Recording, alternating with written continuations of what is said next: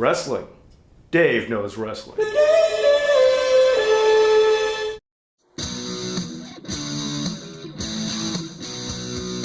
Early fans of this show no doubt remember that 70s episode where I talked all about how WWE's famed Intercontinental Championship was first decided by means of fictitious title tournament. I then went on and I took the liberty by penciling in the brackets of the tournament that never happened but always should have. But what if I told you that this fictitious title tournament was not an isolated incident but was actually textbook McMahon MO? Well, the McMahons have no problem letting history repeat itself, then hey, neither do I.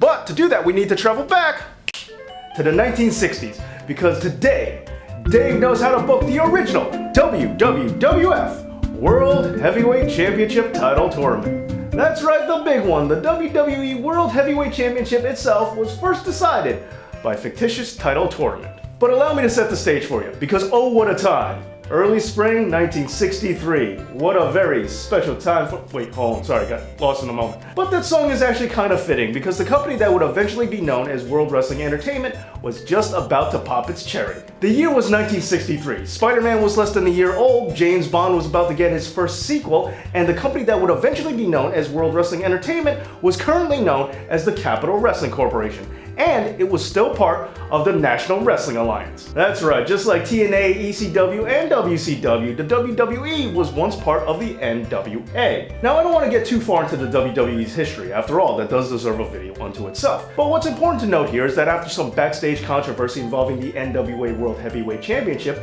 the CWC's leaders, Toots Mondt and Vincent J. McMahon Sr. decided to break off and form the Worldwide Wrestling Federation. That's right, I bet if you're kind of young, you don't remember that the WWE was once known as the WWWF. And I guess if you're really young, you probably don't even remember that it was once known as the World Wrestling Federation in the first place, but anyway. Now, as great as independence is, it still has its problems. Namely, the WWWF still needed a World Heavyweight Champion of their very own. Now, they didn't want to just arbitrarily hand the belt off to someone, even though essentially that is what happened. They wanted a little more fanfare, a little more ceremony behind the occasion of crowning their first ever World Heavyweight Champion, even if they had to make the whole thing up. So keeping with the worldwide wrestling theme, they decided to tell everyone that they had a worldwide wrestling tournament held in Rio de Janeiro. And the winner and only participant was the first ever WWWF World Heavyweight Champion. Now, Toots and Vinnie Mac Prime did exactly what they had to do with all the time, resources, and money they had available to them. But that doesn't mean that pro wrestling history still wasn't cheated out of having one of the most major wrestling milestones it ever could have had.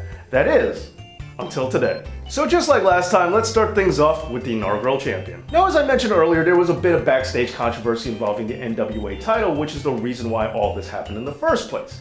The NWA World Heavyweight Champion in question is none other than the Nature Boy, not Ric Flair, the original Nature Boy, Buddy Rogers. Now, you see, Buddy Rogers was a huge money draw champion, so big in fact that Toots Mondt and Vinnie Mac really didn't want him traveling too far outside of his territory in the Northeast. Now, the NWA viewed this as a problem, so they decided to book him to lose the belt to a more nationally accessible champion in Lou Thesz. McMahon and Mondt thought this was highly unjustified, which is why they decided to form their own company so they could give the World Heavyweight Championship to the wrestler they thought most deserved it in Buddy Rogers. And furthermore than that, having a time-tested champion like Buddy Rogers as your first World Heavyweight Champion really helps to legitimize your title. Not only that, but there are many reasons why you could see that Toots Mondt and Vince McMahon Sr. were so protective of Buddy Rogers in the first place. Not only did he help lace the DNA of the WWE, but in a lot of ways he still represents what the company looks for in a World Heavyweight Champion even today. And there are a myriad of wrestlers that one way or another were influenced by him. And if you look at the most obvious candidates, such as Ric Flair, who has influenced many wrestlers himself,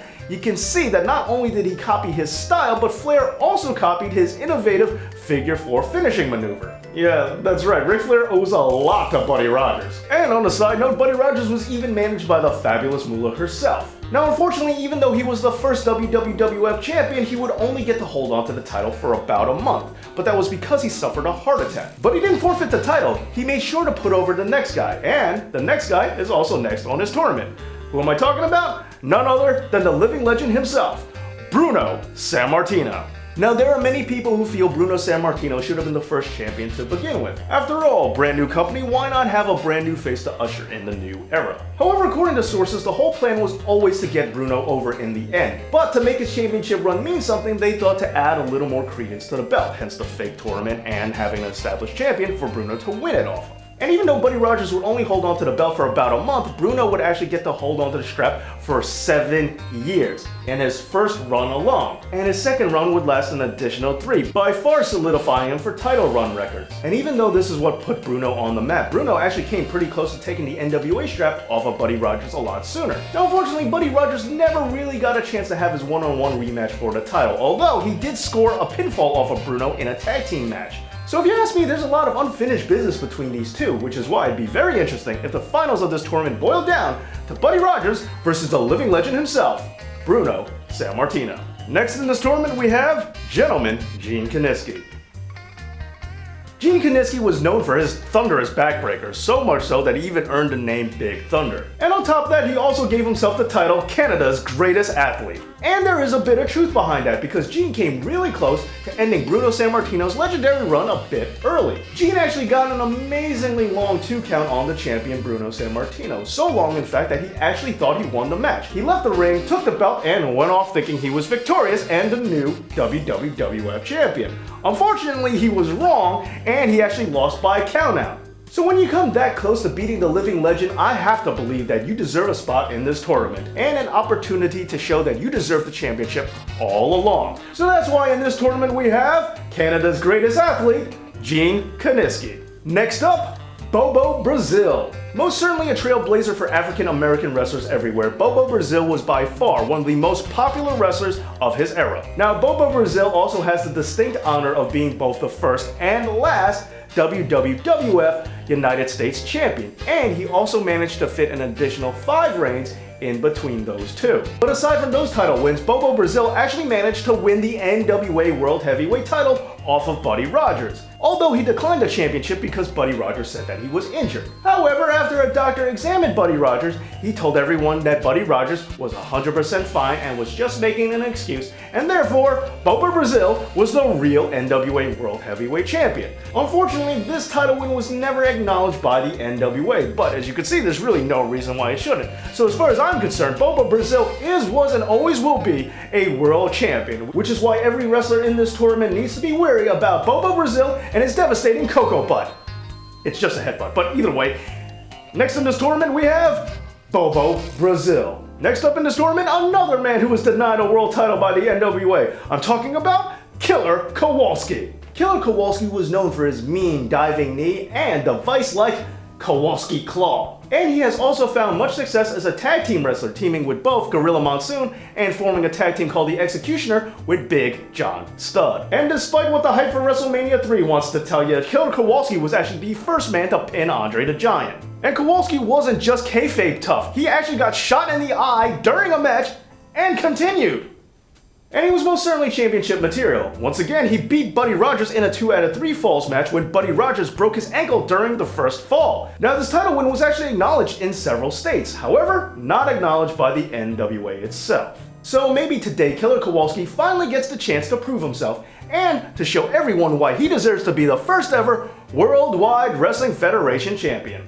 Next on the list we have Stan the Man Stasiak. I do love me some Canadian wrestlers, what can I say? Now, as I said earlier, Bruno Sammartino's second run lasted for 3 years. The man he took the title from was Stan the Man Stasiak, who only got to hold the title for 9 days. Now, unfortunately, Stan was just a transitional champion. He was meant to facilitate the belt from the extremely popular Pedro Morales back onto Bruno Sammartino, so that way the two major baby faces wouldn't have to go at it and divide the crowd. Which is a shame, because Stan Stasiak could have been so much more in the main event scene. Not only did he have a massive physique, but his bear hug matched that of Bruno Sammartino's, which is why the two of them locking horns was so entertaining. Or, like locking claws, bears, whatever. And on top of that, Stan Stasiak also had a great manager in the Grand Wizard. And unfortunately, being underappreciated seems to be something he also passed down to his son, Sean Stasiak. However, this tournament is a perfect opportunity to right that wrong, which is why in this tournament we have the Crusher, Stan Stasiak. And the next entry in this tournament is Fritz Von Erich. the patriarch of the legendary Von Erich family is a lot more than just a name. Now this all started in Klondike Wrestling, which was run by fellow legend Stu Hart. Stu decided that wrestler Jack Atkinson and his tag team partner needed a gimmick, so he decided to call them Fritz and Waldo Von Erich. That's right, I hate to be the one to tell you, but Von Erich isn't even his last name, and Waldo Von Erich isn't even his brother. But wrestlers like the Texas Tornado and Lacey Von Erich are most certainly blood related, so it doesn't matter that Von Erich isn't their real last name. Now unfortunately, the closest he ever got to a World Championship run was that one time he had a title shot against Gene Kanisky. That is, until right now, which is why everyone in this tournament needs to beware of the Iron Claw of Fritz Von Erich. Fritz Von Erich and Killer Kowalski having a claw battle would be pretty interesting. And that's why we have Fritz Von Erich. And the final entry in this tournament is the big man, Haystacks Calhoun. Billed at over 660 pounds, this is a guy that gives Yokozuna a run for his money in the size department. Now Haystacks Calhoun was a legendary tag team wrestler, winning many championships with different partners. And at 660 pounds, he would most certainly make a big splash with his big splash finishing maneuver. Doesn't really take much more than that to end a match, now does it? Now don't get me wrong, he was a major money draw with many people coming out just to see him wrestle. However, he was booked as more of a sideshow rather than a main eventer. And if you ask me, that seems to be a major misstep. But all that could change if the winner of this tournament and the first ever Worldwide Wrestling Federation champion of all time is Haystacks Calhoun. Well, there you have it. There's the bracketology for this tournament. But don't get me wrong, there are many names that didn't make it to this list, and I could easily do another 8-man tournament. If you're interested, let me know in the comments. But for now, it's time to travel back. Where'd my drink go?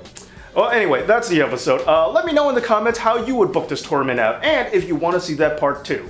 Don't forget to like, share, and subscribe, and as always, thanks again for watching. Dave knows.